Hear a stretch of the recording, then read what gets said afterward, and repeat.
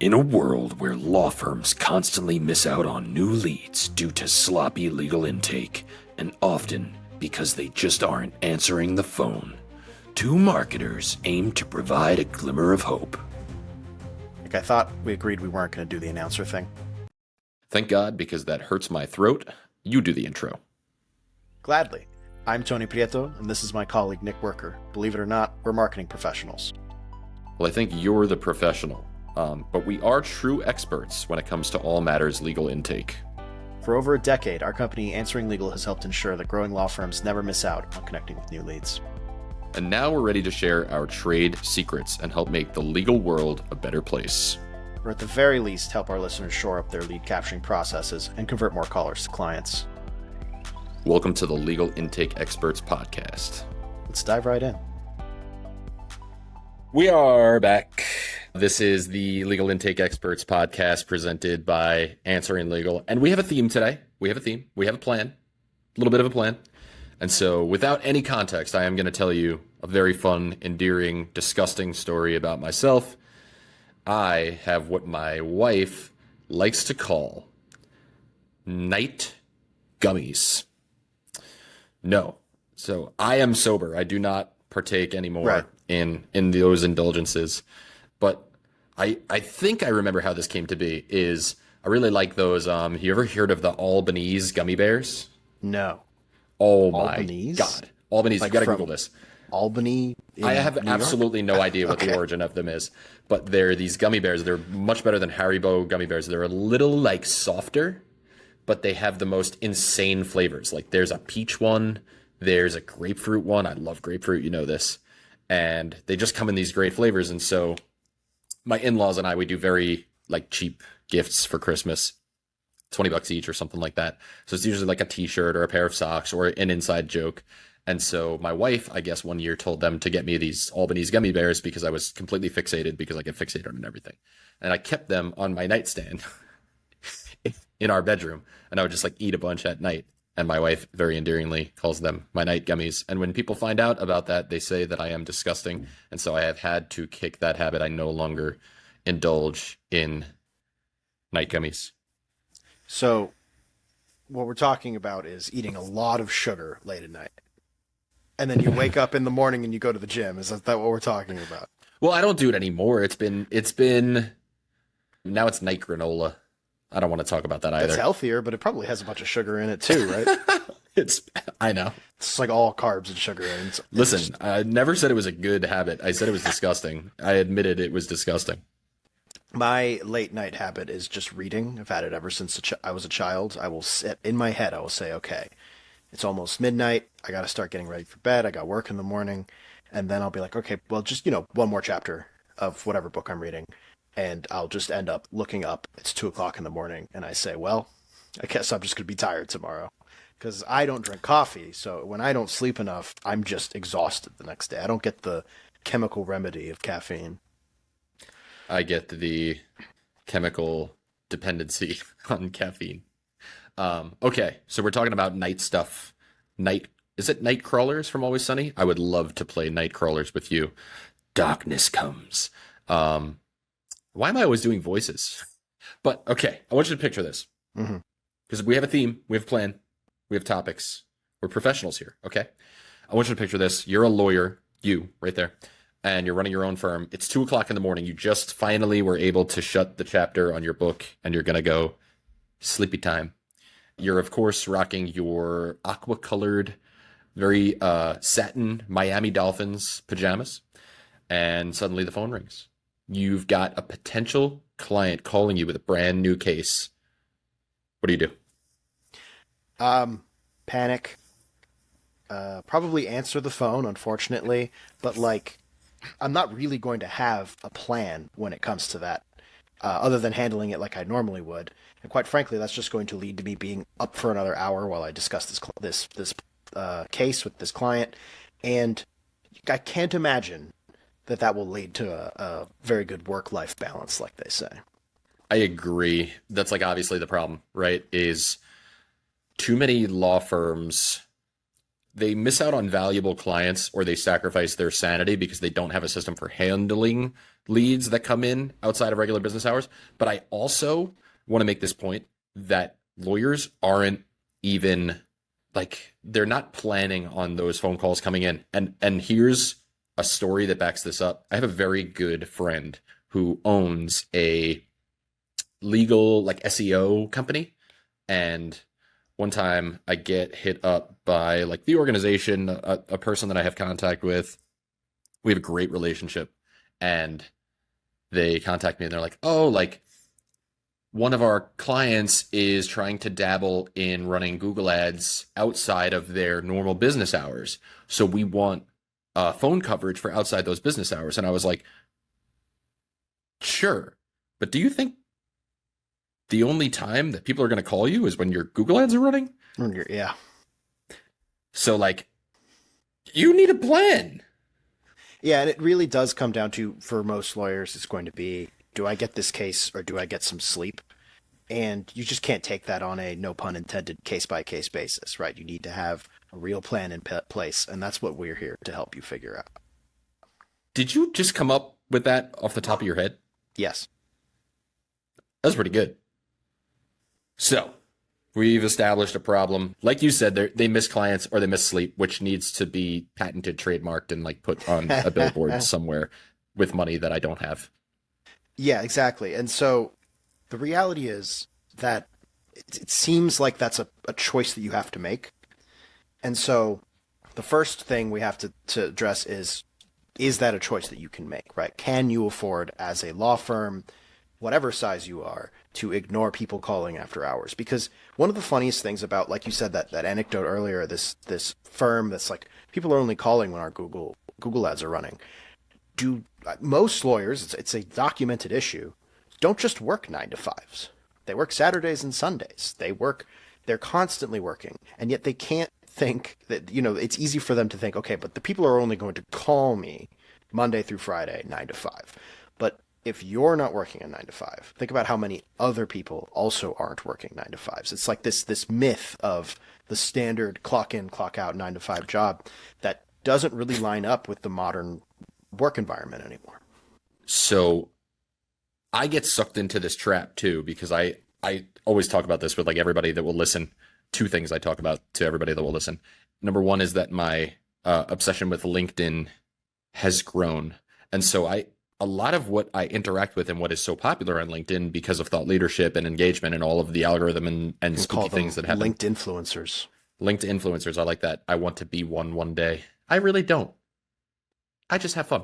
You already are. Anyway, nah, I don't think so. But the people that I follow are strong voices and advocates and helpful to other attorneys to achieve what we're talking about, right? Like this work-life balance or integration, these systems that run and help them establish like a great work culture, keep their employees happy, keep cash flow, rolling. And so I read all of these things all the time, and I forget that they are talking to people that are experiencing that issue, that like they're ignoring the new leads that call after hours, or they're trying to do everything 24/7 by themselves. So how can lawyers set up like an intake process that helps them capture these clients that call them outside of hours? And like, what does that look like? What does that entail? So, I mean, the first answer is something that often people turn to because they like to feel like they're in control of their lives, which is, I'll just do it myself. I'll answer the phone when it rings. But it's not going to take many nights of a 2 o'clock phone ringing, and you understand this case represents someone who needs help, A, and B, revenue for the firm. And yet you're still not going to want to answer that phone call. So there has to be another way, a way between, I'll just get back to them in the morning, and I'm going to answer every single phone call. That plan has to also account for the fact that if you don't talk to them, they're just going to find another attorney, right? Like they probably found you. Let's say you're like that firm and their Google ads are running. Well, guess what? There's 2 more ads underneath that one. And if you don't answer the phone, they're just going to click on the next one. And I mean, we live in a world where in certain parts of the world, you can order something on Amazon and it arrives at your doorstep in 2 hours. People have that expectation for lots of things, including, at this point, services like legal services. I actually think you're partially right, and I disagree only with one point.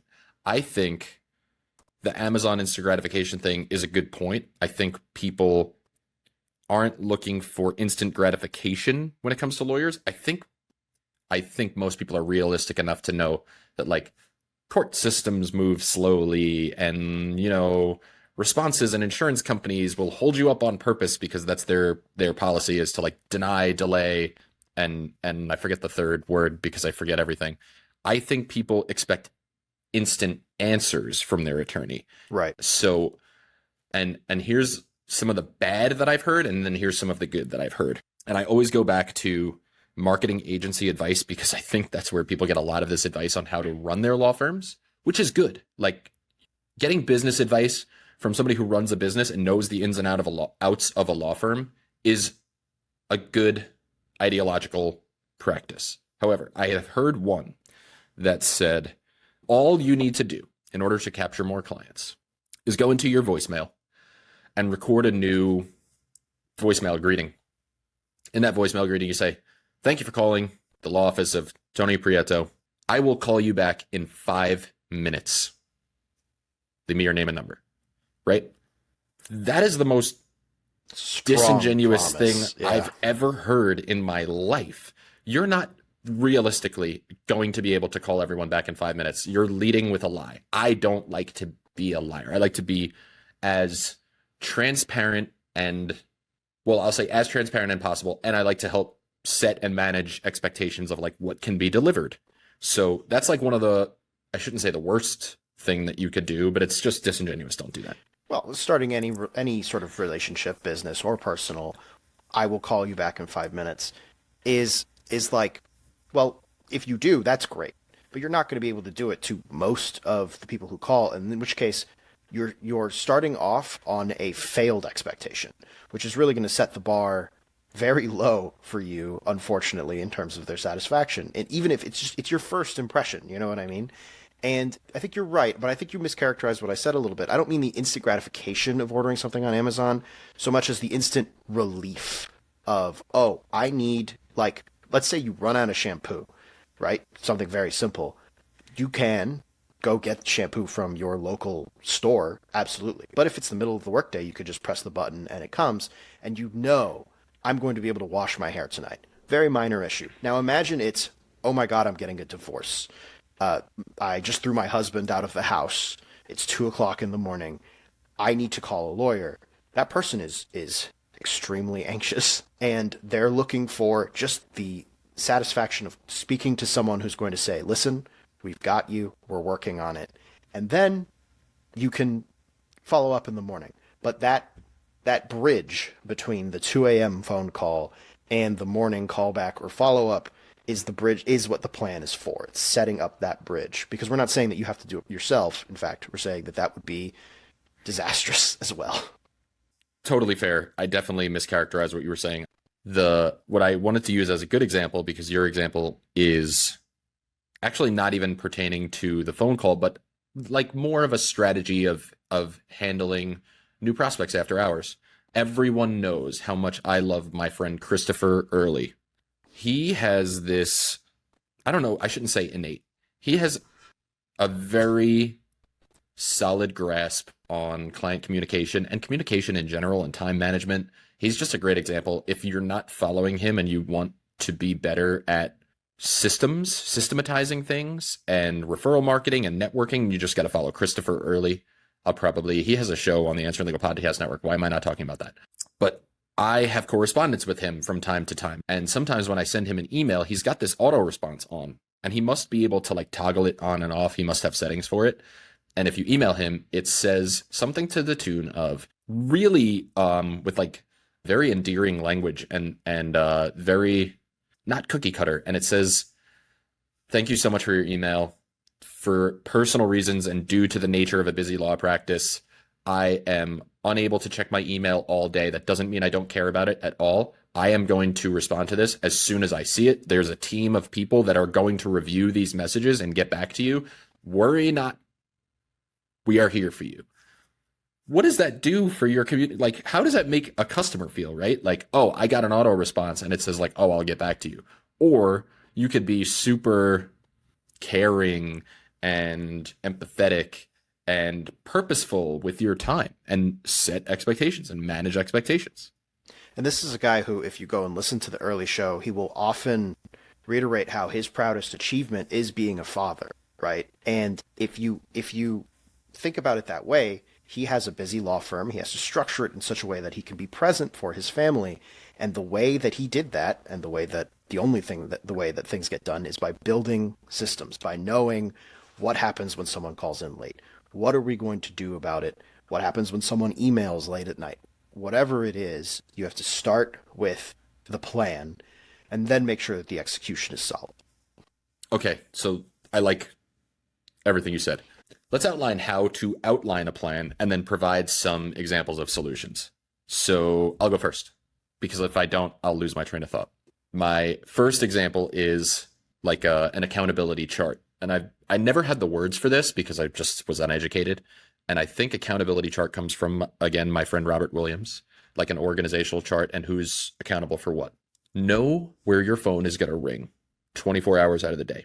It's simple, right? There's only 24 hours and you just write down where it's going to ring starting at midnight and to 11:59 p.m. Is that how that works? That is how that works. If from midnight to 8 a.m. it goes to your voicemail, just write that, right? Then you know it's going to go to voicemail. From 8 a.m. to 6 p.m. it rings on your desk, write that, right? Then you know. From 6 p.m. to 11:59 it forwards automatically to your cell phone. And you're going to take calls from your cell phone from that to, I think I just contradicted myself, but you get my point. It's now outlined, right? When you know where it is, you can start making decisions about where to direct those things. So there's a few things that you can do. You can change your voicemail greeting to set expectations and try to deliver an empathetic response. You can get an answering service to handle those calls 24 hours for you. You can get an AI voice solution. That's real now. What else am I missing? An IVR phone tree. It's very similar to a voicemail, but it's like, hey, if this is an emergency, right? Like if you're a personal injury lawyer, like, hey, if this is an emergency, you're calling from a hospital, press this button and it'll come through to me personally and I'll handle it. Or if you're an established client who needs something, you could set those things up as long as you know, like you said, where you're starting from, right?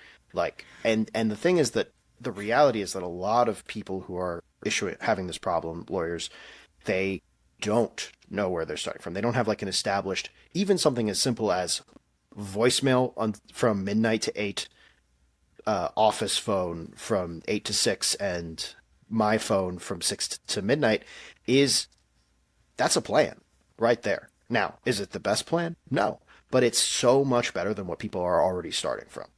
Yes. The thing that I want to talk about here is there's different solutions and then there's different ways that you can employ solutions. So obviously I want to talk about Answer and Legal, right? What we do, and I don't think people fully grasp this, which maybe is a product of poor marketing and communications on our part. We're the marketing department. If they don't the grasp buck stops with us, right? Yeah. Yeah.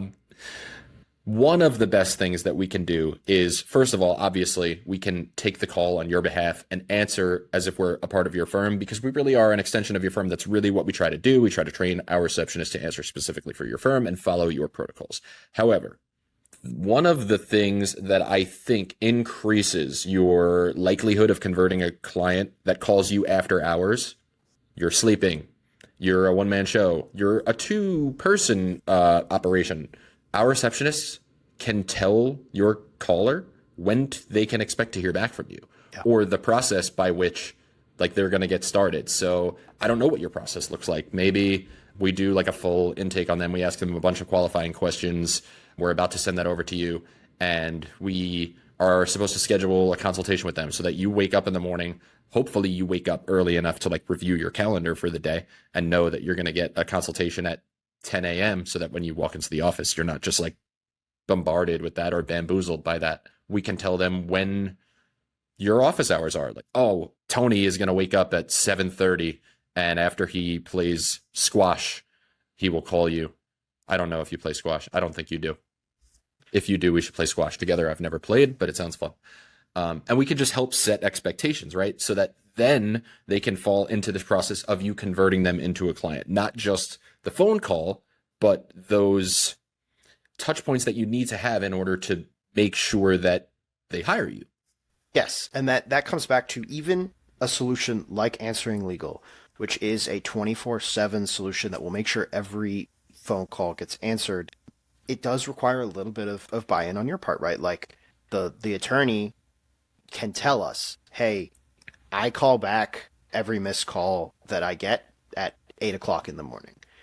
Every morning I have, half an hour on my schedule while I'm drinking coffee, whatever it is, and I'm calling people back. I'm making communications. And that right there is pretty much enough.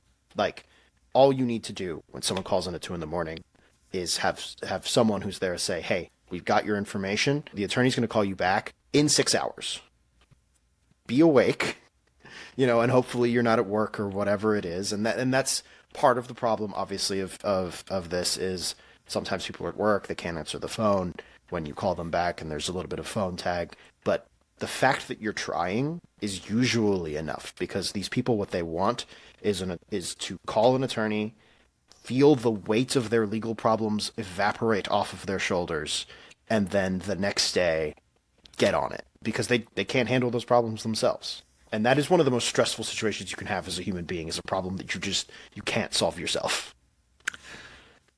I want to touch on something that we talked about earlier that I think we sort of shirked, but you just reminded me of something that I've been wanting to talk about like forever, and I just never get around to it. And it's not a popular topic, but I think marketing agencies and like intake help and answering services, we provide solutions for lawyers.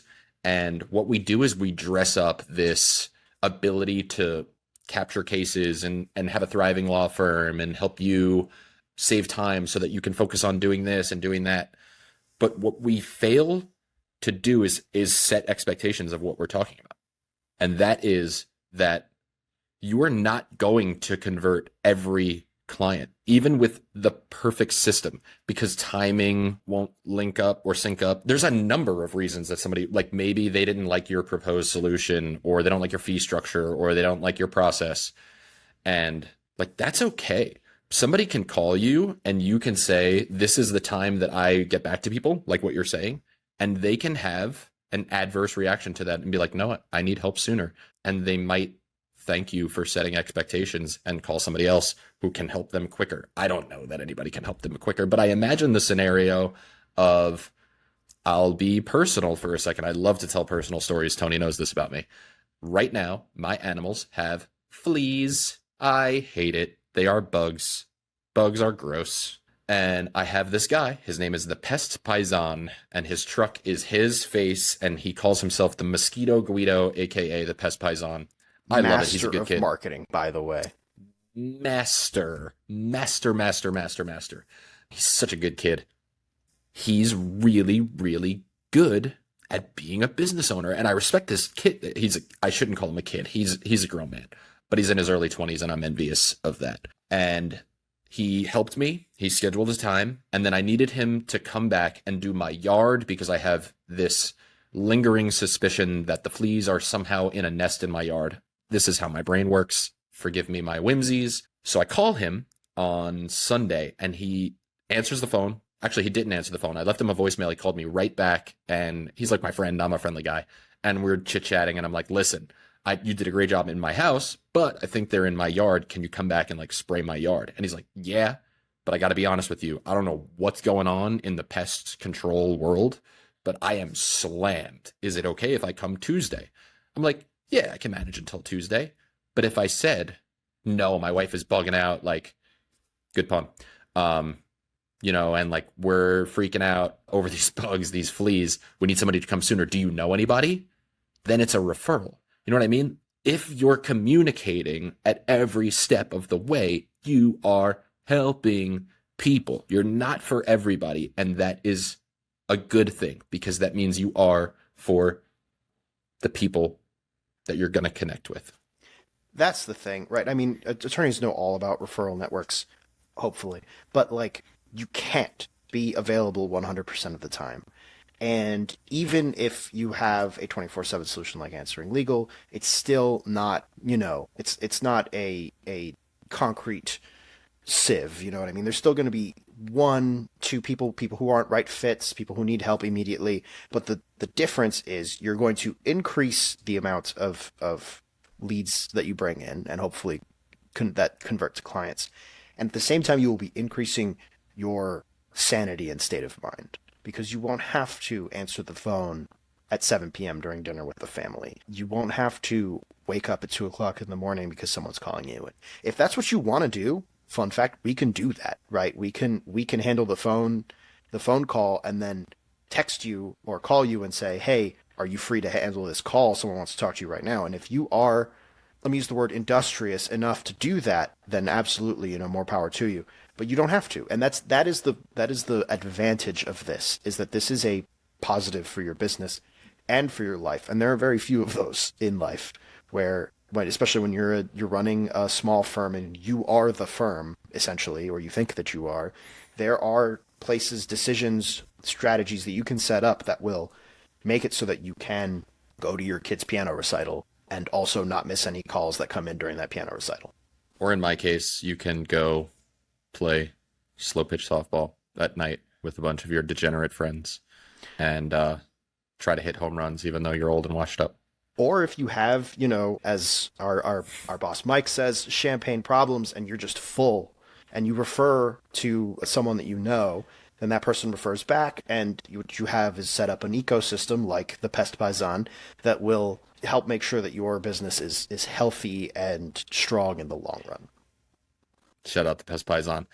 Seriously, go check out his Instagram. It is Mosquito Guido. It is hilarious. I love this kid, man. I really love him. We're actually going mountain biking together. If you can imagine that I made friends with the guy who sprayed my house for fleas. This ran long, so we're going to have to cover more topics in the next one. But role reversal.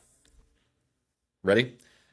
So obviously we reference Answering Legal all the time. We work for Answering Legal. This is our full-time job. Believe it or not, they pay us to be ridiculous on the internet and wear a Yankees hat. Go Yankees. It's the first night of the playoffs. I don't know when you're seeing this. I don't know if I'm embarrassed about this or not, but I am putting it out into the world. I want to let our listeners know that they can head to answeringlegal.com to learn more about our virtual receptionist service, how we do things, and maybe why we're a good fit for your law firm. There's also a link in the bio of this episode to get started with a 400-minute free trial of the service. The plug was immaculate, Nick. Well done. Thank you. And thank you to everyone who's listening. You can always join us for the next episode of the Legal Intake Experts. All of our episodes can be found on Apple Podcasts, Spotify, and the Answering Legal YouTube channel. It was so cool to hear somebody else say that. We'll see you next time, everyone. Bye.